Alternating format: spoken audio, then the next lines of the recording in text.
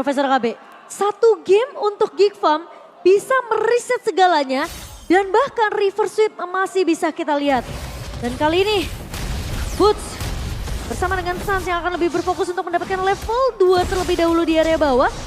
Sehingga pergerakan rotasinya akan bisa diungguli oleh Onyx di 1 menit yang pertama dan bahkan pressure ke arah Baloyski. Ini pressure yang benar-benar kejam banget di early game. Boots bahkan berjalan sampai ke Little Wonder untuk mendapatkan remain move. Dan ini yang dilakukan sama Geek Farm di early game tadi. Di game yang ketiga, sekarang malah Onyx yang melakukannya. Ini early game yang bakal lebih cepat seperti dari Onyx. Apalagi dengan penggunaan dari 4 Quantum Charge yang sangat-sangat bold untuk gerakan Onyx lebih valid lagi ke depannya. Oke, dan sekarang rotasi yang cukup agresif tadi dibawakan sama Onyx dibalaskan. Geek Farm tidak mau kehilangan timing dan juga momentumnya. Mereka nggak mau membiarkan Onyx setidaknya bisa untuk menjalankan trio mid strateginya sehingga Geek Farm akan terpressure dan snowballing effect akan terjadi di sisi dari Onyx, Profesor. Dan ini early game yang cukup pasif tapi tempo di gold lane sekarang lebih agresif dari Geek Farm. Ini yang kita tunggu dari tadi. Bagaimana Baloyski dan juga Marky bekerja sama agar gerakan dari gold lane-nya bisa lebih spesifik. Marky lebih unggul. Itu inti utamanya Cimomo. Ya, dan sekarang masalahnya kita belum melihat memang first blood yang jatuh ke tangan dari kedua belah tim. Cuma memang terlihat Geek Farm dengan adanya potensi Baloyski dengan Rafaela, Holy Healing dan juga Holy Baptism ini bakal jadi kunci untuk tim fight. Tapi Kairi. Oke, Kairi udah tidak punya average world kali ini. Informasi yang sudah didapatkan oleh para pasukan dari Geek Farm. Mereka mencoba untuk melakukan sedikit poin damage terhadap seorang Kairi. Tapi ingat ini Key Boy dengan SOW-nya membuat Kairi bakal lebih kuat di depan sana. Sustainability fight akan bakal dimenangkan oleh Onyx. Tapi kali ini Onyx mereka agak cukup berbahaya kalau tetap memaksa dengan tim fight 2 versus 5 dan ada heavy speed di tangan dari Sultan Nile. Retribution di Sun Point. Holy Baptism di masa bersama dengan ada Netherlands membuat Onyx porak-poranda. Memang sustain tim fight dimiliki Onyx tapi mereka tidak bisa membalas dengan ada Netherrealm yang di tangan dari Geek Farm. Apakah memang dengan pergerakannya Luke dengan Uranus ini benar-benar mengganggu team fight dan mungkin bisa dibilang durability dari Geek Farm, Profesor KB? Dan itu yang tadi tidak ditemukan jawabannya atas Kairi. Apresus Wrath yang tidak ready dalam setup menuju ke Turtle membuat Geek Farm jadi lebih nyaman untuk memaksa team fight-nya terjadi. Dan sekarang gerakan dari Keyboy yang belum mendapatkan ultimate yang begitu mahal, global area, ini membuat teman-teman dari Onyx susah untuk mendapatkan objektifnya. Tapi Marky tidak ada mana, harusnya lebih berhati-hati. Dan early game lagi dan lagi masih di lead sama Geek Farm. First turtle rate yang begitu tinggi dari Nile muncul kembali di game yang keempat kali ini. Ya, membuktikan bahwa The Rising Star memang deserve itu semua. Tapi Kairi tertarik dengan adanya satu buah stampede dari Boy. Namun tidak akan terlalu memaksakan posisi di area midnya. Sekarang pergerakannya Onyx, ini mereka harus sudah mulai aware dengan cewek yang ada di area atas. Karena pressure-nya sekarang udah mulai berjalan dari Baloy nih. Dia benar-benar fokus untuk nge-babysit ke arah Marky biar cewek ini nggak bisa dapetin farming yang nyaman. Dan Netherrealm dari Aboy yang sekarang perlu diperhatikan karena tidak ada yang bisa membukanya kecuali cewek. Area of effect yang begitu luas. Suns yang sepertinya akan ditargetkan terus-terusan sama Geek Farm yang bakal jadi ancaman juga bagi Onyx. Karena ketika tidak ada Suns artinya Aboy akan sangat free dengan Netherrealm dan juga Ghostbuster-nya. Gold leading dari Nile sekarang sangat-sangat unggul bahkan menuju ke arah 700. Membuat Geek Farm yang tadi mendapatkan point kill ke arah dari Kairi sepertinya perlu repetitif lagi nanti di turtle yang kedua. Dan ini yang harus diperhatikan oleh teman-teman dari Onyx. Gimana cara cover untuk Kairinya? Oke, tapi kita melihat ngomongin sosok dari Kairi. Dia malah ke garis depan, dia memberikan sedikit pressure di depan sana. Dan bahkan kalau kita bisa lihat dari Nile-nya yang punya chance besar banget sih untuk dapetin turtle kali ini. Karena Kairinya benar-benar disibukin dari belakang dan bahkan akan coba dipaksa untuk dengan retribution-nya yang menandakan turtle yang kedua tetap akan di tangan Nile. Membuat Geek Farm berada di 1.500 gold dan ini dia Geek Farm ketika match point mereka out of nowhere benar-benar menjadi Geek Farm revamp. Geek Farm yang berbeda. Ya, Geek Farm yang tentunya lebih menunjukkan taring mereka. Karena di season kali ini kita harus lumayan respect dengan potensi dari Nile. Meskipun statusnya lone tapi dia menunjukkan kualitasnya. Dan bahkan mengambil Purple buff purple buff dari Kairi. Wow, sebuah jawaban untuk menghentikan pergerakan jungler. Dan lihat Kairi berbanding 2 level dengan adanya Nile. The power of retribution kali ini berhasil didapatkan karena Nile tidak menggunakan retributionnya dan ini dia. Haruskah Geek Farm berada di match point sebagai power pick dari timnya? Karena kalau mereka seperti ini berbahaya untuk mereka. Mereka suka bermain di ujung tanduk. Bagaikan mesin diesel yang terlalu lama untuk menjadi panas semua macam. Ya panasnya di benar-benar waktu yang benar-benar krusial banget untuk Geek Farm. Namun Onyx yang kita lihat dengan pressure ke arah Kairi ini sempat dibawakan loh. Ketika Geek Farm memang memberikan pressure di arah 4 besar ya waktu itu ya. Iya, dan kita sekarang melihat, hal yang sama. kita melihat hal yang sama lagi dan lagi. Pressure karena gold lane, cewek yang kehilangan turret outernya. Dan sekarang rotasi dari Geek Farm yang sudah mulai dijalankan karena apa? Karena Marky juga akan hadir di setup turtle selanjutnya. Lihat, belum ada damage yang cukup untuk menumbangkan Luke. Dan semakin lama game berjalan, Luke akan semakin lebih mengerikan dengan blade armornya. Sehingga heavy crossbow dari cewek udah pasti akan memantul kembali damage-nya kepada dirinya sendiri. Oke, dan memang kalau kita melihat dari Geek Farm sendiri, dengan perbedaan network 2000 di tangan dari Geek Farm, di menit yang ke-6 ini sebenarnya udah lumayan mendominasi. Snowballingnya terus berjalan karena turret objektifnya selalu bisa dipegang sama Geek Farm. Dan Onyx sepertinya mereka bakal main agak sabar sih, Prof. Oke, tapi dengan kesabaran yang mereka miliki, apakah mereka akan kehilangan dari sosok perfect turtle mereka? Tapi Kairi berada di garis depan, akan coba adu retribusi dan bakal Kairi! Kali ini gagal kembali. Nile! Perfect turtle sebagai the turtle mania selama playoff kali ini menunjukkan taringnya. Di balik sana Luke mencoba untuk menahan semua damage yang diberikan oleh seorang cewek. Bahkan membuat cewek kali ini harus kebingungan. Dua teamfight yang terbelah menjadi dua. Yang membuat para pasukan Onyx benar-benar gak bisa ngedeliver damage. Gak bisa mengcover.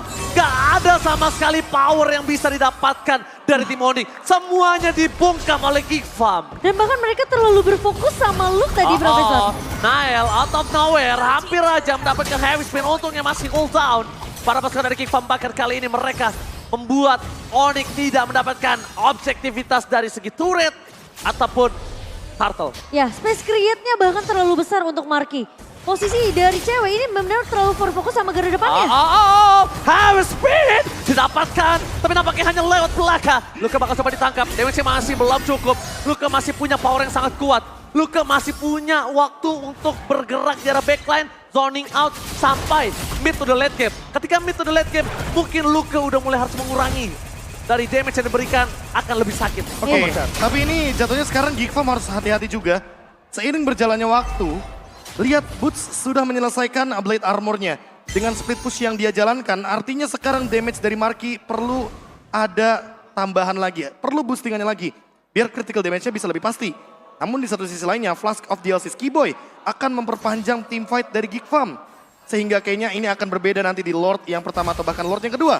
Mungkin Lord yang pertama masih bisa diamankan sama Geek Farm. Tapi perlu hati-hati, counter setup dari Onyx akan sangat mengerikan dengan Fredrin-nya. Jangan terlalu lama untuk membiarkan game ini berjalan. Geek Farm perlu endgame secepat mungkin. Oke, tapi lihat Skiboy masih bisa selamat. Masih ada damage yang bisa diterima Skiboy, tapi nampaknya Kairi tidak akan melepaskan sosok dari Nile. Di belakang sana Marky masih bisa memberikan damage untuk covering up para pasukan dari Geek Farm. Mereka terlalu dalam bermain di dalam jungle. Ini dari Onyx yang mereka harus pikirkan adalah di mana pergerakan dari Marky ini tidak boleh lepas dari pandangan dan jangkauan dari Paloyski. Sekali saja Paloyski melepaskan pandangan dan jangkauan dari Marky, ini bakal bisa berbalik untuk para pasukan Geek Farm. Mereka kehilangan Marky, 4 versus 5 akan terjadi. Dan kemungkinan besar kalau Lord di tangan dari Onyx, snowball akan mulai dimulai. Tapi dibalik itu semua, pasukan dari Onyx, mereka dalam ada kondisi 3000, mereka tidak kenal kendor. Kairi masuk ke dalam, damage yang diberikan tidak bisa ditahan kembali. Dan Skiboy, SOW-nya benar-benar memberikan sebuah nyawa tambahan untuk sosok Kairi. Karena kalau Kairi terperangkap sekali aja, wah, itu bakal besar. Dan Lord di tangan dari Nile free tanpa ada kontes. Dengan keuntungan 4000 gold dan bahkan ini dia, Geek Farm kembali menunjukkan taringnya. Dan Geek Farm memang mereka tahu posisi dari Kairi yang memiliki retribution yang begitu on point ditutup, di zoning semua pemain-pemain dari Onyx. Posisi dari Baloy benar-benar nggak bisa ngasih kesempatan yang terlalu besar.